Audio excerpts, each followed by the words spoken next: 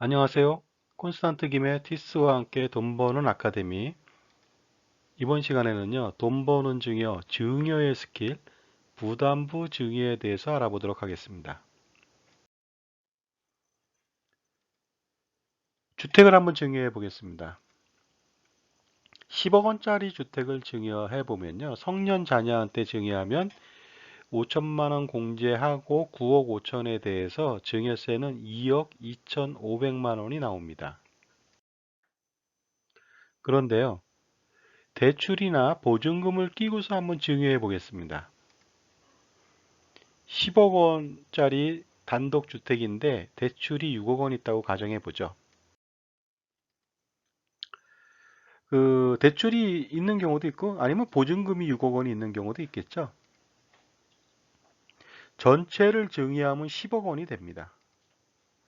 따라서 증여세는 동일합니다. 2억 2,500만 원이 나오는데 이렇게 해서는 그 보증금을 끼고서 증여를 해도 증여세 절세 효과가 전혀 없습니다. 다른 방법을 좀 선택해야 될 것 같습니다. 바로 부담부 증여라는 것은요. 10억 원의 주택 가치의 가격에 대출이나 보증금을 끼웠을 때 부채를 안고서 증여하는 방법을 말합니다. 따라서 10억 원의 주택 가격에 대출이 6억 원 끼었다고 했을 때 증여를 한번 해보겠습니다. 통으로 전체 증여하지 않습니다. 부담부 증여로 신청을 하죠. 그래서 10억 원 중에 대출 6억 원을 뺀 나머지 순수한 금액이 4억 원이죠. 4억 원은 증여로 신고하고요. 그 다음에 대출 6억 원은 양도로 신고를 합니다. 이렇게 하면은 부담부 증여가 완성이 됩니다. 그러면 다시 한번 보겠습니다. 4억 원은 증여라고 했습니다. 그 성년 자녀 5천만 원 빼고 나면 3억 5천에 대해서 증여세는 6천만 원이 발생합니다. 그리고요, 6억 원에 대해서는요, 그 대출금인데 채무잖아요. 채무를 승계한 겁니다. 그 매도자는 채무를 면탈했습니다. 결국은 채무를 넘겼기 때문에 그것도 유상양도로 봅니다. 그래서 양도세를 부과하는데 만약에 이 10억짜리 집이 10억에 샀던 집이에요, 원래가. 그래서 지금 10억이에요. 그러면 양도 차익이 없겠죠? 그러면 양도 차익이 없으면 양도세는 0원이 됩니다. 그러면 토탈 들어간 돈은 6천만 원밖에 들어가지 않겠죠? 아니면은 이 집이 취득가 10억 원에 지금 증여한 것이 아니고 그 예를 들어서 그 이게 뭐 1세대 1주택이라든가 그렇게 됐다고 가정을 해보면요. 양도 차익은 거의 없게 나올 수가 있거든요. 따라서 부담부 증여를 하면요. 그 원래 10억 원 전체를 증여하면 2억 2,500만 원이 들어가는 데 비해서 여기는 6천만 원밖에 들어가지 않죠.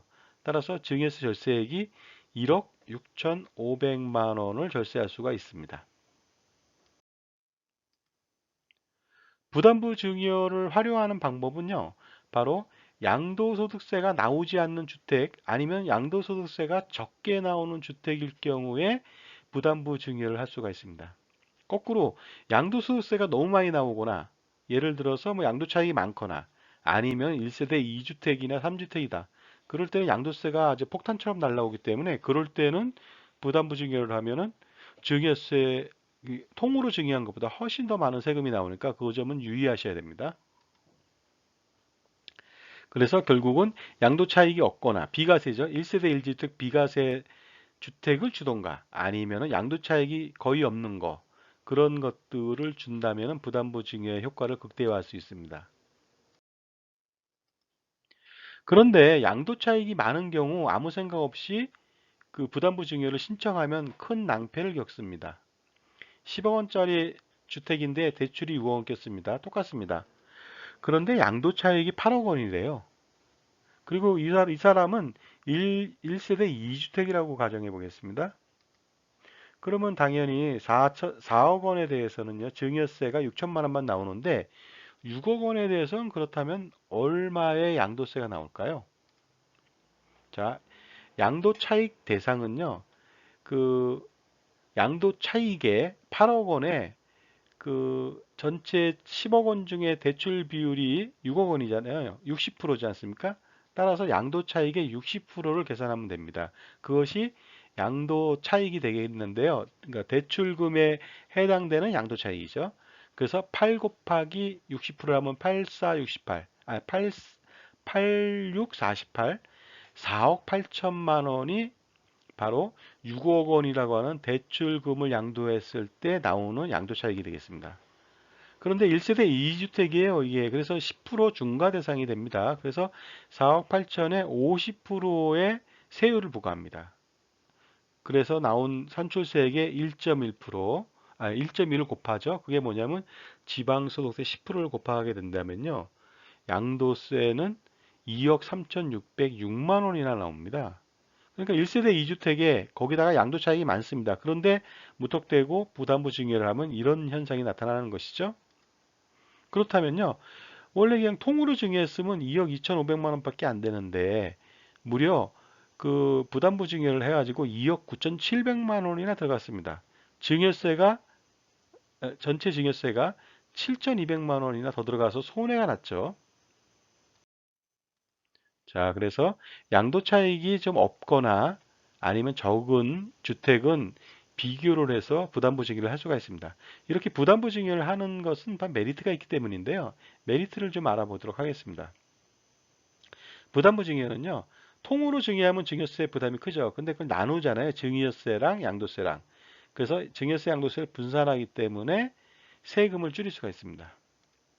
그리고 양도소득세가 사실은 이제 증여세는 50%인데요, 최고가. 양도소득세는 뭐 최고가 42%지 않습니까? 뭐 지방소득세까지 합쳐 46.2%, 상대적으로 적을 수가 있습니다. 그리고 부담부 증여를 하면 증여부는 10년 동안 증여세는 합산하지만 양도부는 합산하지 않습니다. 그러니까 나중에 그 증여하신 분의 상속재산에서 빠진다는 거죠. 그게 아주 중요한 포인트가 되겠습니다. 그리고요, 그로 인해서 부담부 증여나 일반 증여나 하게 되면 상속세는 절세하게 되는데요. 뭐 부담부 증여 같은 경우 양도분이 있으니까 바로 빠지죠. 그러니까 상속세 절세 효과가 극대화될 수 있다는 것이 있습니다. 그러나 주의할 점이 있다는 거죠. 부담부 증여를 해놓고 뭐 대출금이나 보증금을 끼고 자녀한테 줬는데 나중에 우회적으로 아버지가 그 대출금이나 보증금을 갚아줬다는 거죠. 그런 사례가 많이 있습니다. 근데 그럴 경우에는요, 부담부 증여는요, 과세 당국에서 특별 관리를 합니다. 그래서 변제를 했을 때 보증금이나 대출금 그랬을 때 누가 변제했는지 확인을 합니다. 그래가지고 증여세를 추가로 더 과세를 하니까 대출금 변제 시에는 반드시 수증인이 대출금을 변제할 수 있도록 해야지 아니면 우회로 한다든가 그랬을 때도 전부 다 걸리는 사례가 있으니까 조심하시기 바랍니다. 그 다음에 또 하나는 양도 차익이 너무 많이 발생하는 그 주택은 주면 안 된다는 것이죠. 자, 지금까지요. 돈 버는 중이요. 증여 스킬, 부담부 증여에 대해서 알아봤습니다. 콘스탄트 김의 티스와 함께 돈 버는 아카데미를 마치겠습니다. 감사합니다.